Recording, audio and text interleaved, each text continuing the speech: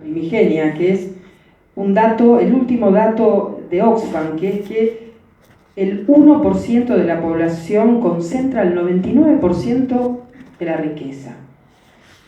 Es tan obsceno que cuando uno vuelve a esa estadística, entiende y comprende por qué estamos en un momento donde lo que se juega es la lucha por la vida, pero en su dimensión más amplia, la lucha por la vida.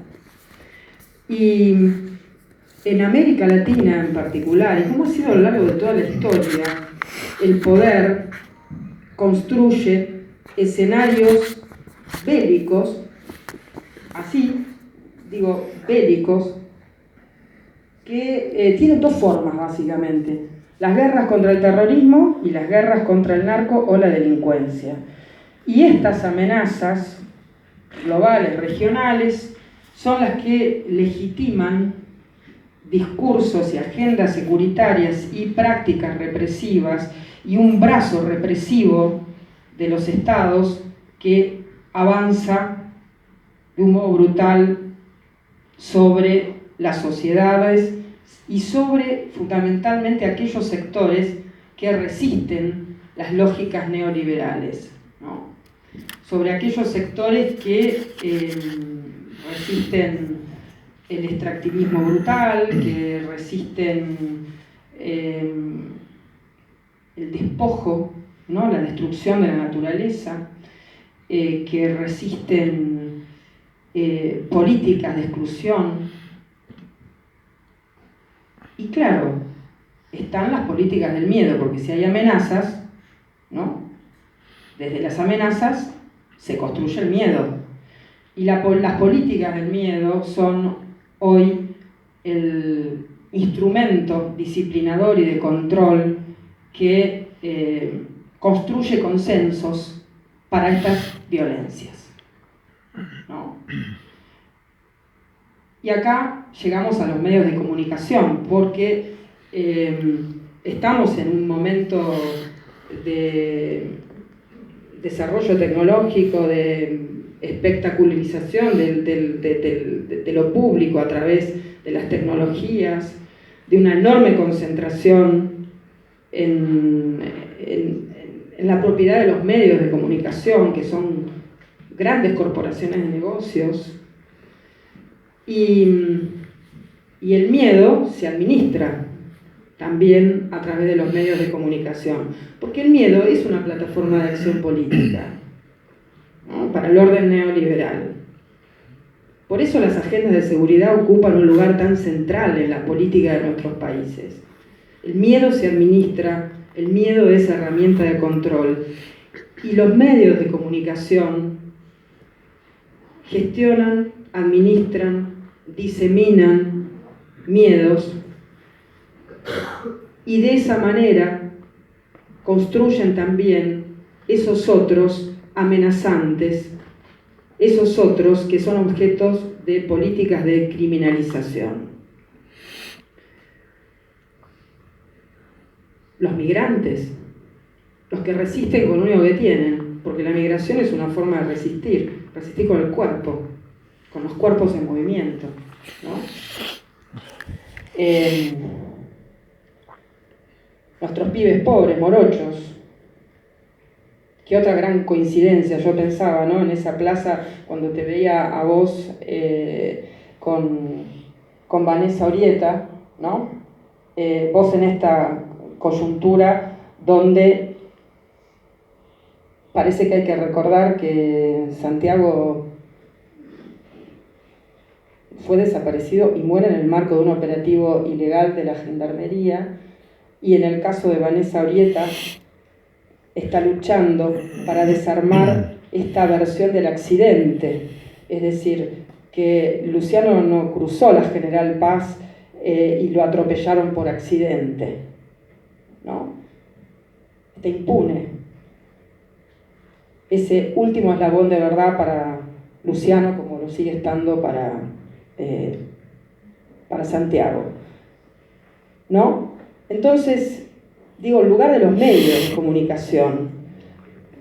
A mí me desvela pensar mucho, y te miro, Mavi, porque bueno, de alguna manera es parte de lo que debatimos con otros colegas, con otros compañeros, que tratamos de pensar con lógicas que son las de qué narrativas construimos, nosotros que somos periodistas, que contamos, y entonces una de las cosas que a mí me desvela es cuáles son los discursos de legitimación de estas violencias atroces. Digo, porque las hegemonías, como bien nos enseñó el amigo Gramsci, son una mezcla, no es ni pura fuerza ni puro consenso, ¿no? Es decir, ¿cómo los medios de comunicación construyen narrativas legitimadoras de estas violencias? ¿Cómo naturalizan estas violencias con las que convivimos, estas exclusiones con las que vivimos? Entonces, cada vez más pienso que deberíamos poner en juego una mirada o una clave analítica que sean clave de normalizar, desnormalizar. Cómo nuestros relatos, cómo nuestra forma de contar, cómo construimos una mirada que logre desnormalizar estas violencias. ¿Cómo logramos interpelar a ese ciudadano temeroso, a ese que sospecha del otro, a esa subjetividad que las políticas del miedo han ido configurando en estos años y que ponen a ese otro bajo sospecha, porque ese otro es una amenaza, porque ese otro se la buscó? Y esas políticas del miedo también construyen buenas víctimas y malas víctimas, claro. Están las que se lo buscaron y están las buenas víctimas, qué sé yo. Carolina Píparo es una buena víctima, porque es una víctima que responde a la lógica seguritaria, ¿no? ¿Y cómo se cuentan las violencias, no? Yo pensaba, y acá traigo a Ayotzinapa, pero lo podríamos pensar en torno a el relato, digo en particular, de las violencias. Cuando hablo de las violencias del orden neoliberal, quiero decir que estoy hablando en clave de derechos humanos, que estoy pensando y nombrando las violencias estatales o paraestatales, o las violencias que cuentan con protección del Estado. Estoy hablando de eso, ¿sí? Y entonces, una de las cosas que suceden es que cuando se relatan las violencias, yo lo que digo, podríamos decir lo que es la comunicación más hegemónica, es no está clara cuál es la lógica de las violencias, de dónde vienen. Parece que vinieran de cualquier lado, y en todo caso lo que siempre queda ocluido es el brazo estatal de esas violencias. Y eso fue lo que pasó con Ayotzinapa. Porque una de las características de las violencias y de la desaparición forzada en esta era de la globalización neoliberal es que son desapariciones donde la violencia del Estado es indirecta, porque esas violencias están articuladas con redes criminales, son violencias público-privadas. Así fue el relato de Ayotzinapa. Ah, no fue el narco. Fue el narco. ¿No? Entonces digo, uno de los desafíos cuando construimos narrativas es, en torno a estas violencias, es iluminar la lógica que tienen esas violencias, ¿no?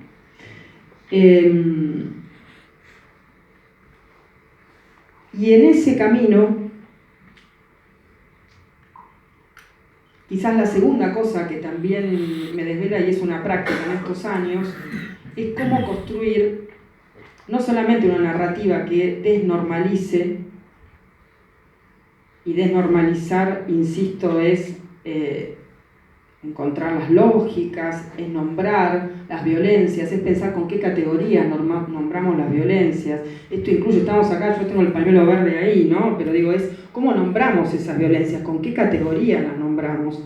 Hablar de feminicidio es una categoría que piensa la violencia contra las mujeres no como un crimen misógino, como un crimen de odio, sino es una categoría política, y la batalla política se convirtió en una modificación, en un agravante en el Código Penal. Es decir, ¿con qué categoría nombramos? Y por eso hablamos de desaparición forzada, ¿no? ¿Y qué quiere decir la desaparición forzada hoy?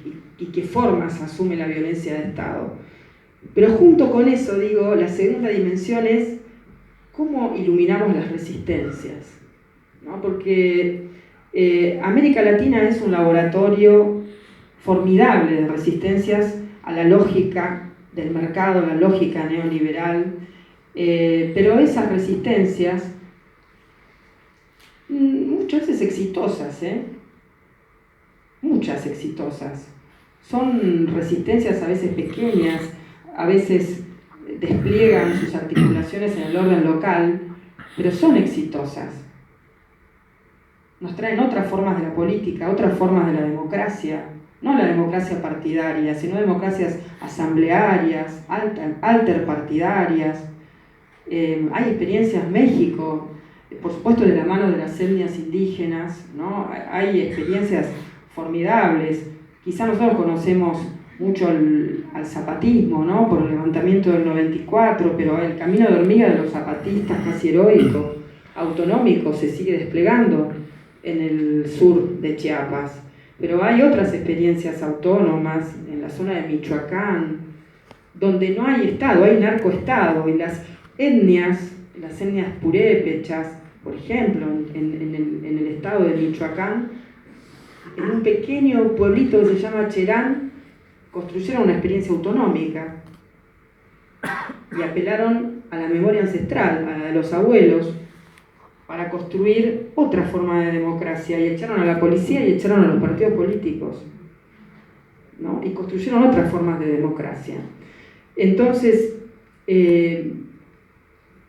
me interesa mucho iluminar esas resistencias, porque me parece que parte de la práctica de las hegemonías comunicacionales es ocluirlas, es no mostrarlas, porque son herramientas para otras luchas, son herramientas para la política y son herramientas que alimentan la esperanza, ¿no? Yo creo que quizás todos necesitamos alimentar la esperanza, pero no alimentar la esperanza de una ilusión sonsa, sino alimentar la esperanza de estas experiencias valiosas que hay en el continente, ¿no? Hace una semana atrás, los campesinos del Mocase detuvieron a 7 topadoras que estaban desmontando en pleno corazón del monte santiagueño. Eso no es noticia, pero el Mocase es una red de organización campesina que lleva más de 20 años y no están permitiendo que se desmonte una hectárea más de bosque nativo. Y le pararon 7 topadoras a la aceitera de esa. Resistencias, ¿no? Entonces, como la que se produjo también, la que acompañó el reclamo de justicia de la familia Maldonado. Y podríamos seguir hablando, y vamos a seguir hablando un rato más, pero me parece que en esas articulaciones resistentes, América Latina hoy es un laboratorio formidable. Y ni hablar de los feminismos, sobre todo los que a mí me emocionan mucho, que no son los clasemedieros blancos como nosotros, sino los feminismos populares, ¿no? Cuando uno va a los barrios, cuando te vas, qué sé yo, te vas a Villa Lugano, acá cerquita, y ves a esas mujeres del MTD de Villa Lugano que son bolivianas, migrantes y piqueteras, y se nombran feministas, y han podido reconocer esa otra dimensión de las opresiones que las atravesaban, que era su condición de mujeres. Bueno, ahí hay algo nuevo que nace, Y ahí está la esperanza, ¿no? Y desde esa esperanza y desde esa lucha, que en Argentina creo que, aunque vemos el medio vaso vacío, ¿no? Cuando vemos el panorama regional, también hay una cantidad de datos que nos dibujan una sonrisa, ¿no? Pensemos el 2x1, pensemos la movilización masiva, es hasta acá, ¿no? Esto no pasa, y no pasó, ¿no? Pensemos el hecho inédito de que hijas e hijos de genocidas repudien a los represores, el círculo más íntimo de los represores, repudiado por sus hijos e hijas. Esa nueva categoría política que nació en Argentina, ex hijos e hijas de genocidas. No pasó en ningún otro lugar de América Latina que esta voz colectiva hoy sea una voz pública, ni siquiera en la Alemania nazi. Y esto es ganancia del movimiento de derechos humanos. Esto fue posible por la fuerza del movimiento de derechos humanos. Así que digo todo esto para seguir empujando. Gracias.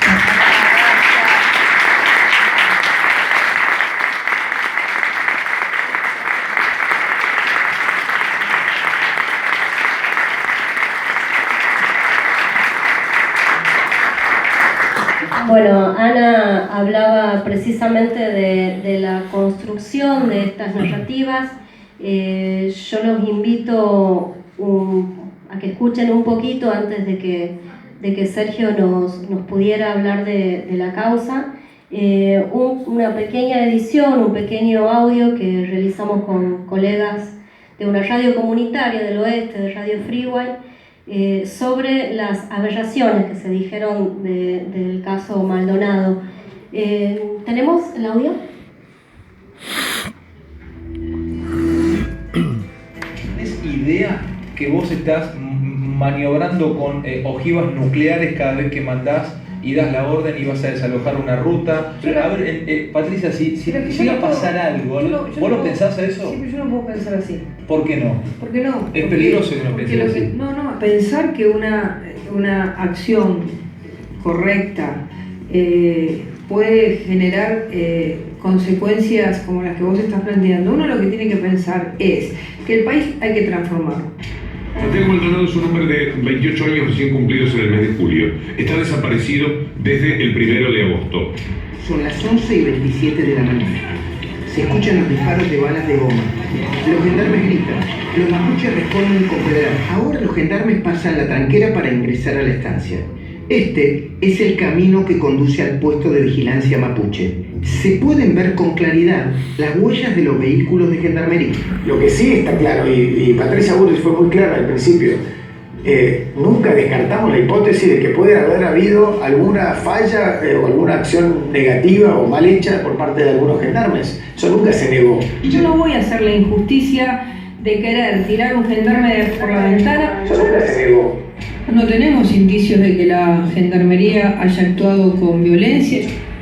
Tenemos la absoluta decisión, como lo estamos haciendo, de buscar a Maldonado, pero de ninguna manera vamos a aceptar que se plantee que esto es una desaparición forzosa en la medida que eso es una construcción.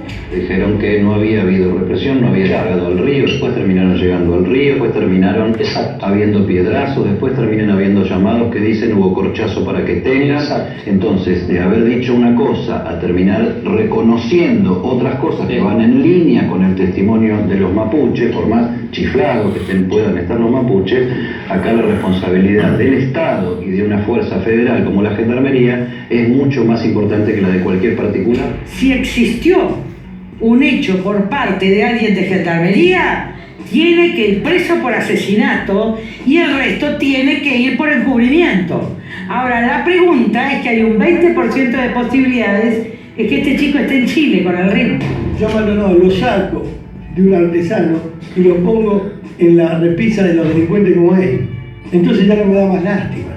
Entonces ya tiene una justificación el hecho de por qué estaba en ese lugar. Porque entonces quiere decir que Maldonado era tan delincuente como los que pintaron el cabildo. Planteaba Lilita la temperatura del agua, que también le consultamos recién a Rodrigo Saliba. Aquí las temperaturas bajas favorecen la conservación del cuerpo, digamos, sí. Los forenses de alguna manera... Es como Walt Disney. ¿El operativo está todo filmado? Inadmisible, no está todo filmado, está casi todo filmado, pero no todo filmado. No está todo filmado, está casi todo filmado, pero no todo filmado.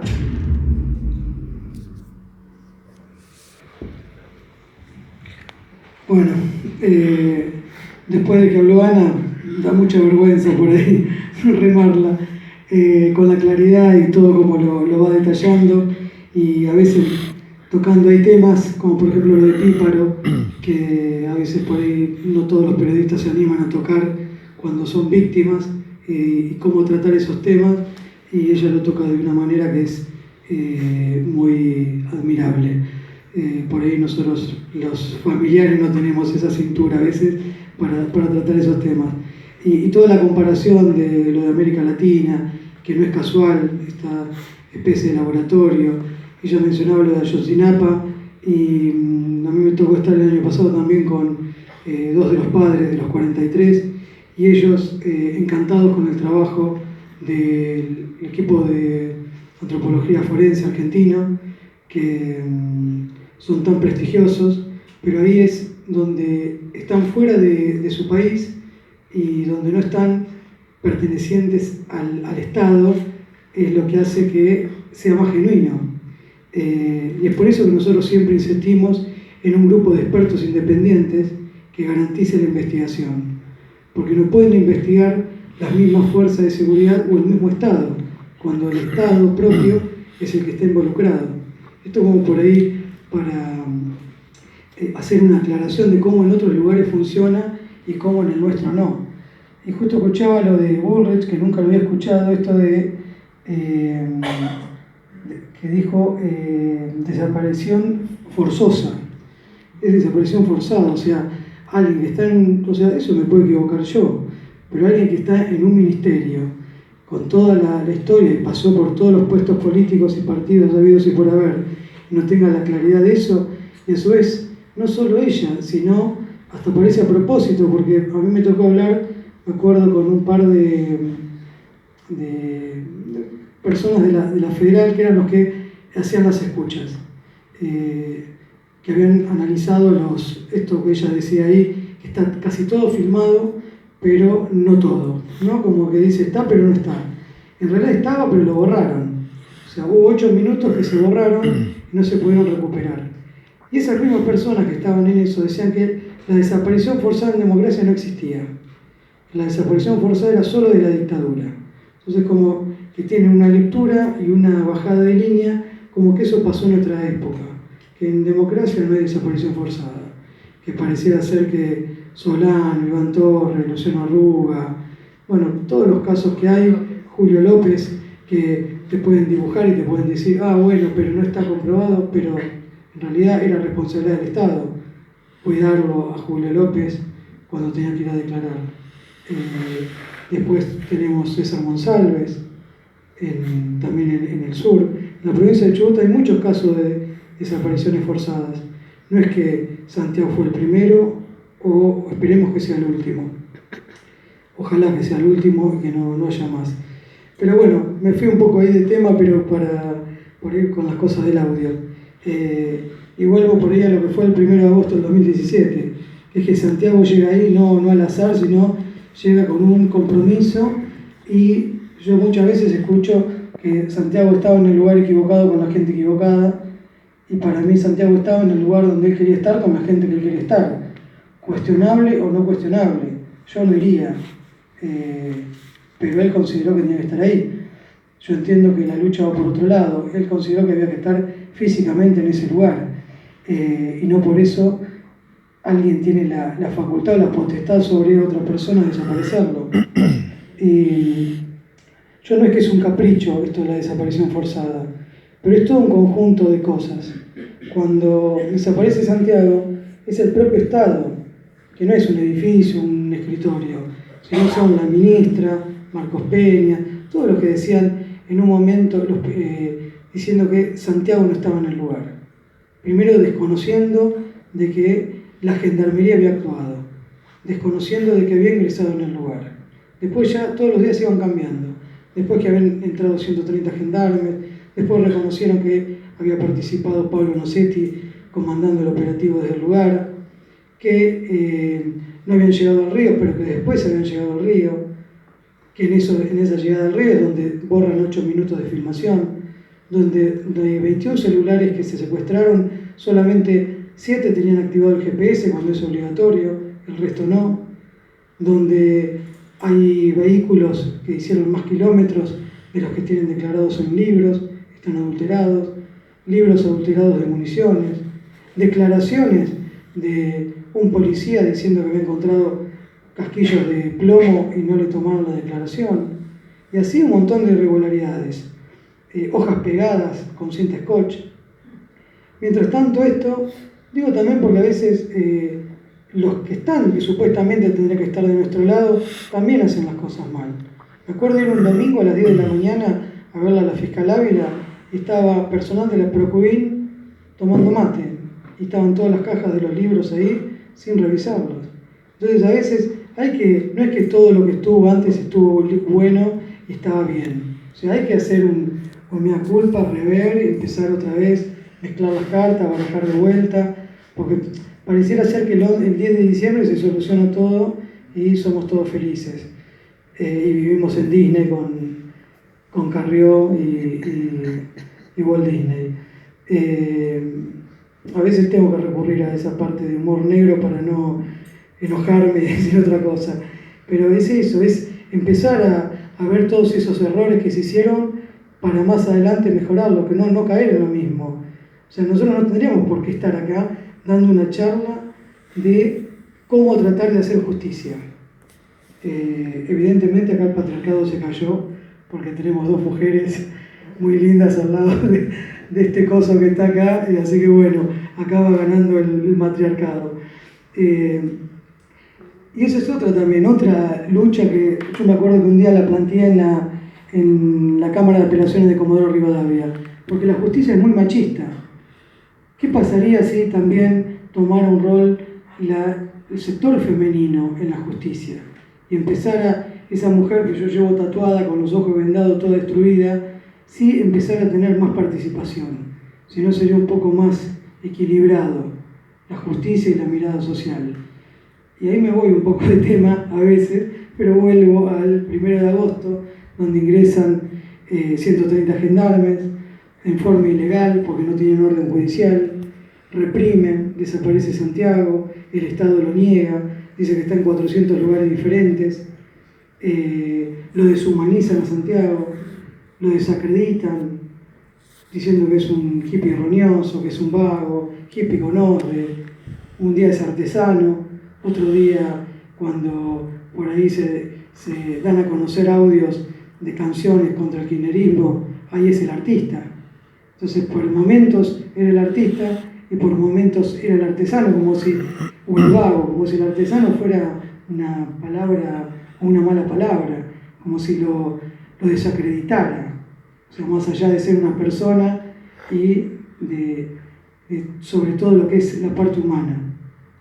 Y eso es lo que siempre se trata de hacer, es primero desacreditar a la víctima, agarrar y tirarla en la categoría más baja que pueda haber para que esa persona no tenga peso, como que de esa manera la dejan ahí abajo sin derecho a reclamar como algo tan simple como su vida. Y ahí es donde aparece el Estado y dice: el 5 de agosto va a buscar a Santiago, no está; va el 16 de agosto, no está; va el 18 de septiembre con 400 efectivos, drones, helicópteros, perros buscadores de cadáveres o cadavéricos, no sé bien cómo se dice, siempre me confundo eso, y es el Estado el que dice que Santiago no está en el lugar. Pero sí aparece el 17 de octubre, justamente el mismo día que apareció Luciano Arruga, justo lo que contaba Ana. Como son las fechas por ahí emblemáticas para un sector partidario, diciéndote: bueno, acá, toma, acá lo tenés. O sea, todo lo que decían ustedes era una construcción, era mentira. No desapareció, estuvo todos los días, 78 días en el agua, porque 55 peritos dijeron que murió ahogado. Y en realidad cuando vos mirás la autopsia y la lees, en ningún lado dice que 55 peritos participaron. Lo que dice es que solamente 2 peritos estuvieron alrededor del cuerpo, que eso también es sentido común. Pero a veces es tan mentir y que nadie se pone a cuestionar eso, es mentir y no quieren saber la verdad. Imagínense 55 personas, cuenten cuántos son ustedes alrededor de un cuerpo. ¿Sería lógico que 55 personas estén participando en una autopsia? Totalmente ridículo. Solamente 2 personas participaron, el resto lo vieron a través de una pantalla y a su vez de esos 55 solamente 26 eran por parte de querellas.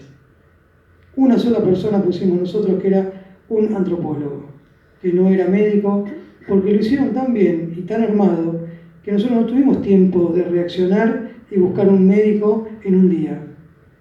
Santiago aparece, o supuestamente, que nosotros no sabíamos quién era, el 17 de octubre. Recién el 18 queda en la morgue, el 19 viaja el cuerpo a Buenos Aires, el 20 se hace la autopsia. No teníamos forma de buscar a alguien o de tener otros recaudos. Lo único que hicimos es tratar de cuidar y conservar el cuerpo, de estar al lado, de que nadie lo tocara, de que viajara en avión sanitario, que se tomaran las medidas que no se tomaron, porque el día 18 de octubre mi abogada Verónica Heredia, junto a un defensor, fueron a plantearle al juez que tenía que ir a tomar todas las pruebas y peritajes en el lugar. No lo quiso hacer, fue recién el 12 de diciembre. Ese 12 de diciembre recién fue el equipo forense a mirar el lugar, con otra temperatura, con otro clima, con otro río, con otra profundidad.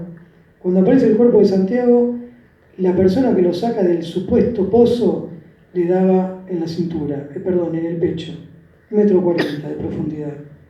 Esa y justamente al lado el agua era la rodilla, el tobillo, era muy bajo. Cuando fuimos nosotros, me acuerdo la primera vez, el 3 de agosto, no superaba los 30, 50 centímetros. Alguien tirado en ese lugar, era evidente que se podía ver. Entonces, cuando te dicen la autopsia dijo que se ahogó solo, es mentira, porque la autopsia no puede determinar qué día murió Santiago, cómo murió, ni dónde murió. Lo único que pudo determinar es ahogamiento con ayuda de hipotermia y que fue una muerte violenta. Ahora, eso nadie lo dice. Se encargaron de decir que se ahogó solo. Y el juez Geral, en un fallo el 29 de noviembre del 2018, diciendo durante 27 veces escribió la palabra justicia, diciendo que la muerte lo estaba esperando, como que parecía que Santiago había ido ahí por su cuenta a encontrar la muerte.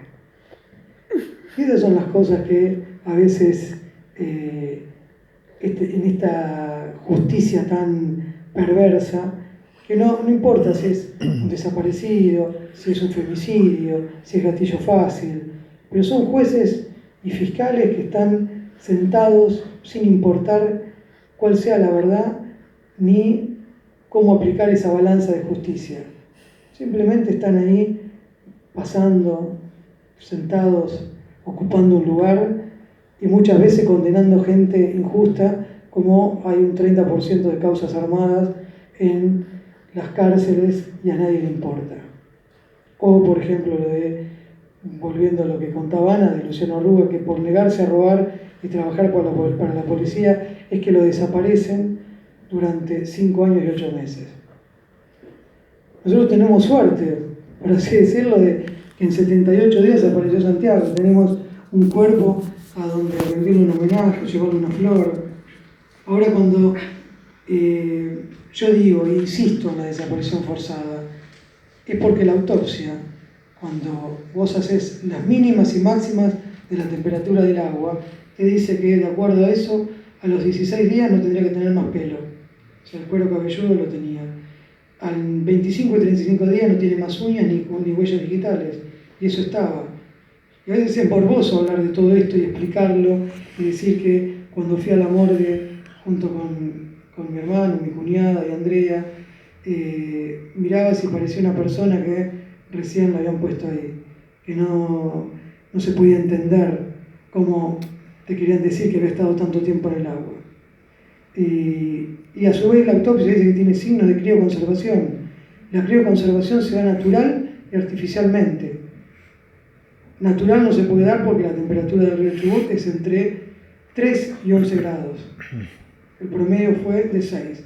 Si uno toma 6 y 7 grados, si uno toma el promedio de esos 78 días. Es imposible. Hay cangrejos en el agua, en ese lugar. O sea, hicimos pruebas, no es que yo hablo por hablar. Analizamos la autopsia por otro lado, los microorganismos, el polen que tiene en la ropa no es superior a los 20-30 días y demás cosas que se van dando y las tenemos que hacer por nuestra cuenta. Y a veces cuando dicen que la justicia es cuestión de plata, es verdad, porque si vos no tenés recursos para hacer todo eso, directamente te lo cierran y hoy Santiago estaría extraviado y estaría el cartelito en los aeropuertos, todo buscándolo y dando una recompensa. Como en un momento me dijeron, bueno, pero ahora son 500.000 pesos lo que estamos dando, cuando en realidad era 250, como si fuera un pedazo de carne que tenía más valor. Eso era el significado de Milman, Gerardo Milman, que pertenece al gobierno. O un Barberis, preguntándonos quiénes eran los amigos de Santiago, no preguntando las características de Santiago para buscarlo. O un juez como Tranto que nos preguntara cuánto pesaba, cuánto medía, qué gustos tenía, sino que no nos recibía, pero sí intervenía en mi teléfono para escuchar y saber qué yo estaba diciendo. Entonces, en esta forma de ver cómo vencer a la justicia o cómo construir justicia, tenemos que ver de qué manera un juez como Tranto, como Geral, como la fiscal Ávila y como tantos otros jueces, puedo nombrar Bonadío, porque es por ahí lo más conocido. Por otro lado tenés un Stornelli que agarra y se declara en rebeldía y nadie dice absolutamente nada. Entonces, ¿cómo haces para avanzar con esa justicia? ¿Con qué herramientas tenemos los ciudadanos que estamos totalmente desprotegidos? Y antes era como que te desaparecían y te mataban, y ahora directamente con el instrumento legal te pueden armar una causa, meterte preso y después ven qué pasa. Y no hay ningún cuestionamiento. Eso es lo que tenemos que tratar de ver, de qué forma, en esta forma colectiva de luchar. Lo que contaba Ana, de ese lugar en México, por ahí es imposible hacerlo acá, pero sí se puede hacer un control popular, como lo ejerce La Poderosa, que activa en todos los lugares y bajó el índice de detenciones, de torturas. Está bien, eso es muy chico, pero es algo que es a futuro y hay que apostarle a eso. O sea, sabemos que el Estado es el que acapara todo eso y es el que protege y el que encubre. Pero si nosotros nos quedamos de brazos cruzados también se les hace mucho más fácil. Y no es una cuestión de que cambian los gobiernos y eso se modifica. Eso viene desde antes y va a seguir si no le ponemos un freno con estos movimientos. O sea, yo celebro por la ola verde, por así decirlo, o la marea verde, por toda la lucha de los jóvenes con el tema de la educación. Todo eso me parece que nos salva, que si no estuviera eso tendríamos que preocuparnos. Pero eso es lo que, como mirada, está buena, sin depender qué gobierno venga o quién esté, sino ir por otro lado. Y la justicia en este caso se mueve o en el plano electoral o ante una instancia internacional. Cuando aparece el Cuerpo de Santiago es previo a las elecciones, en el 2017, y previo a tener una reunión en la CIDH donde tenía que ir el gobierno argentino a dar explicaciones por qué tenía un desaparecido. Era el primer desaparecido en democracia de Macri. Cuando llegamos a esa reunión ya no estaba más desaparecido, había aparecido. Y lo que indicaron ahí es que había que investigar. Durante un año el juez Geral durmiendo la causa y la cierra en primera instancia previo a que se desarrolle el G20 en Buenos Aires y ante el vencimiento del plazo impuesto por la CIDH. cuando se revoca el fallo de Cuelleral y se dice que se investigue nuevamente, cuando viene la CIDH en el 40 aniversario de la primera vez que vino. O sea que siempre ante un plano internacional es que la justicia se mueve. Nosotros hicimos una impugnación el día lunes de la semana pasada, porque el fallo es contradictorio, porque el fallo dice que hay que investigar, que se descarta la desaparición forzada y que hay que investigar otros actos delictivos. ¿Cómo descartar la desaparición forzada si no se hizo una investigación, no se hizo ni siquiera una reconstrucción de lo que pasó el 1 de agosto del 2017, no se le tomó declaración a testigos, al menos a 3, no se tomaron pruebas, no se peritaron fogatas que se habían hecho y muchas otras cosas que expusimos obviamente durante 4 horas el 29 de enero en la Cámara de Apelaciones, cuando pedimos que era ridículo el cierre en primera instancia. Es por eso que nosotros impugnamos el fallo. Y aparte, en ese fallo tampoco es tenido en cuenta la declaración de Elizabeth Loncopán, que declara ante un periodista, Sebastián Premisi, diciendo cómo Santiago se entrega, que lo escucha y puede reconocer la voz de ese gendarme que lo detiene. No se tuvo en cuenta eso. Otra cosa, el juez Geral sale y da una nota al diario Clarín diciendo que no recibieron presiones ni aprietes y pudieron trabajar libremente, él y su equipo. Pero que él y su equipo arriesgaron el pellejo. O sea, ¿en qué quedamos? ¿Trabajaste libremente o arriesgaste el pellejo? ¿Arriesgaste el pellejo de qué? O sea, ¿quién te apretó? ¿Por qué arriesgaste el pellejo?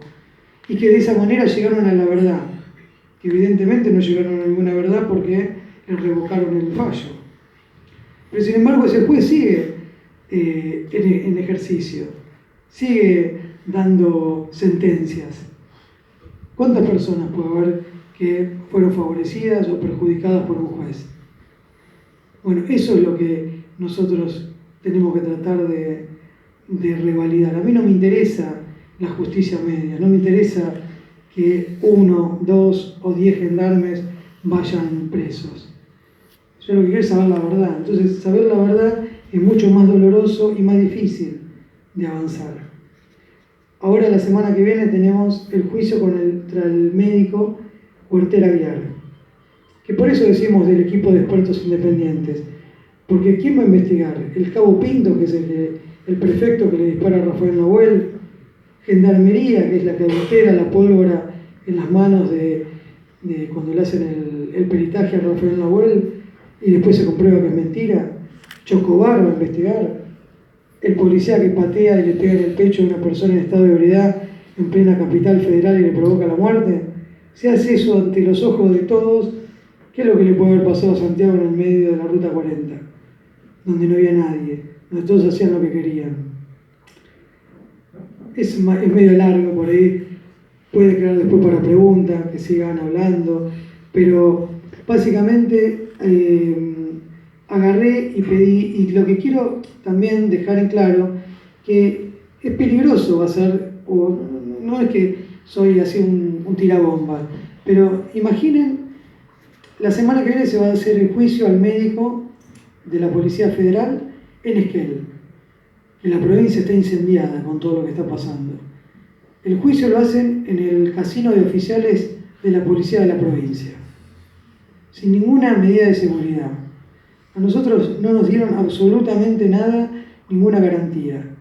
Hicimos un pedido al gobierno diciendo, le solicité solamente un pasaje de micro y un aéreo para la abogada. Por suerte no me pusieron que tenía que ser administrativo y ejercer de empezar a completar formularios y formularios, cuando en realidad no es un problema mío, es un problema del Estado, es un problema del médico que filtró la foto del cuerpo, en los cuales nosotros tenemos que ir una semana a Esquel para agarrar y estar en un lugar que es inhóspito, porque obviamente ya sabemos lo que fue, ahí nos siguieron, ahí nos pincharon el teléfono, bueno, y todo lo que ya se conoce. Entonces no te dan ninguna garantía. Y esa es otra forma más de que el Estado te oprime y te vulnera de todos modos. de todas las maneras habidas y por haber, para que sientas miedo, para que vayas condicionado, porque ahora tenemos que estar pensando en qué garantías va a haber y cómo se va a dar el juicio. ¿Sí? ¿Qué es lo que pasaría? Si prende en fuego una legislatura, ¿por qué no puede pasar nada? Que no quiero que pase, pero se entiende cómo funciona. Yo el año pasado fui en marzo a hablar con Irursun, a plantearle que yo presentía que tenía el teléfono intervenido, que me seguían, un montón de cosas. No me dio ni 5 de pelota. Después se comprueba y me entero por los medios de que sí tenía el teléfono intervenido, se da a conocer todo lo que había pasado. Voy el 7 de mayo a Rafecas, declaro y no pasa nada. Si vamos al caso, es lo mismo de Julio López, que declaró, nadie se percató en darle ninguna seguridad, asistirlo, protegerlo.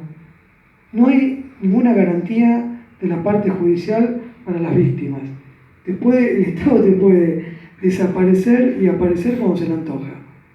Y de hecho, están las pruebas de Santiago.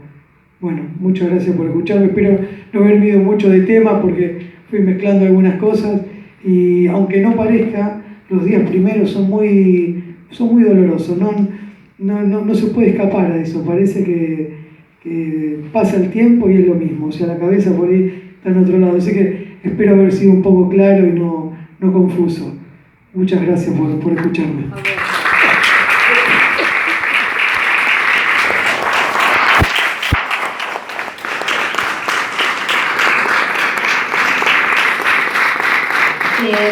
Bueno, me parece que ha sido muy claro.